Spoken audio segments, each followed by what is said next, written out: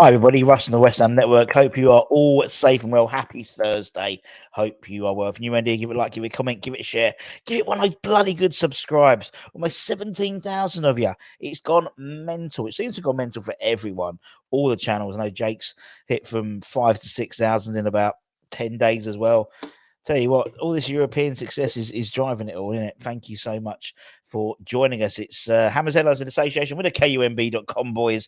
Today's been a busy day already. I did a show in the morning about the relegated sides and who we could pinch, who could half inch from their sides.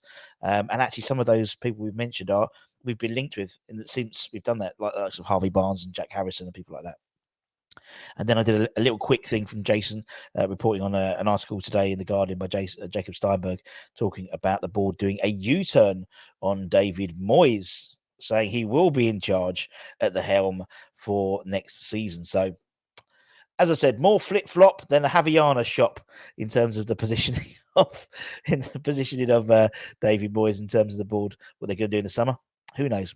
Anyway, Hammers Headlines, we've got three stories. The first one is it's a bit of a random story, actually, and it involves Arsenal and Declan Rice. Now, apparently, Arsenal are interested in Declan Rice, but and there was comment from Fabrizio Romano that saying that no, that they were going to honour the fact of not necessarily putting a bid or anything for Rice in during until at least the Europa Conference League final on Wednesday the 7th has finished. But according to Sky Sports Germany, Arsenal have submitted an offer of around 80 million euros, which is 60, or just shy of 70 million quid, for Declan Rice. According to Sky Sports Germany, they report on their live blog recently that the Gunners have made an opening offer of that to West Ham, which has been rejected or should be rejected out of hand by the Hammers. I bloody well hope so. They also revealed that they've talks have already been taking place between Rice's advisors and Bayern Munich. It was quoted on the blog saying, according to Sky Information, an English national player was discussed internally in detail, and there was an exchange between FC Bayern and Rice's advisors. The problem is West Ham is flirting with a very high transfer fee. Arsenal have already submitted an offer of around 80 million euros, which is too much for Munich. Chelsea and Liverpool are also interested in Rice. So, and then, so we don't really know what's going on. But I mean, that's what Sky Sports Germany have reported. We've apparently, I read an article the other day saying we wanted at least three players from Arsenal, Florin Balogun, for the striker who's currently on loan at Rennes. There was Reece Nelson, who's out of contract this summer, but he's believed to be signing a new contract to 2027. So I don't think that's for him to stay with the squad. I think that's to maintain his value for this particular deal, maybe, potentially. And what was it? Logonda, the left back. Not really bothered about him, but the other two are all right.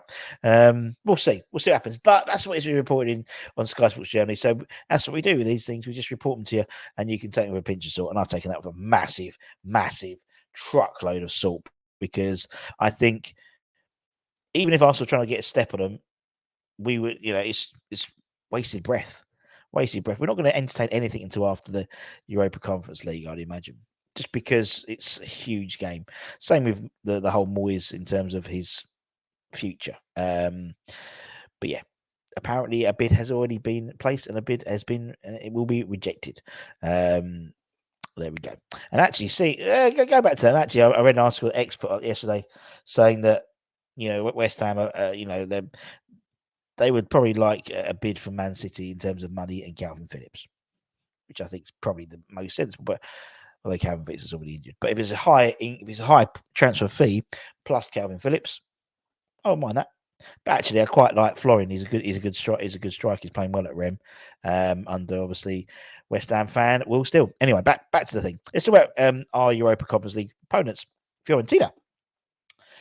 Their boss, who's got a great name, Vincenzo Italiano, he has fired a warning shot to quality West Ham after a desperately unlucky Coppa Italia final defeat last night.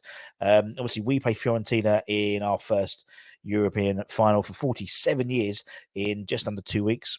And we've obviously got a good chance of progressing, or 50-50 in it, or I believe the supercomputers put us down as 52% chance of winning a 2-horse race.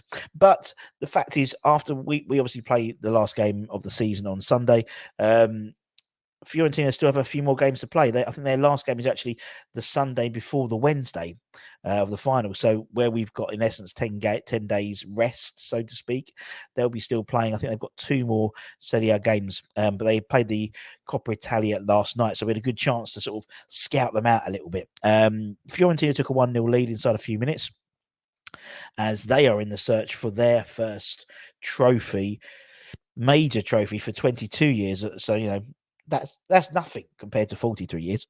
Anyway, but then they played Inter Milan. Inter turned the game around before half time to take a 2-1 lead at the break, and then they held on to the second half to lift the trophy. So obviously Inter Milan are in the Champions League final. So in the Champions League final, you've got Fiorentina in the conference final. You've got Roma in the Europa League final. So fair play to Italy this year.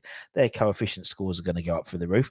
It was probably a harsh result for Fiorentina, in all honesty. They had more possession, they had more shots, more targets, more passing, but it also, more importantly, denied them a Europa League place as well. They haven't qualified, unlikely to qualify for that in Serie A. I think they're currently 8th in Serie A. So obviously winning the trophy, winning the Coppa Italia would have been their ticket to the Europa League.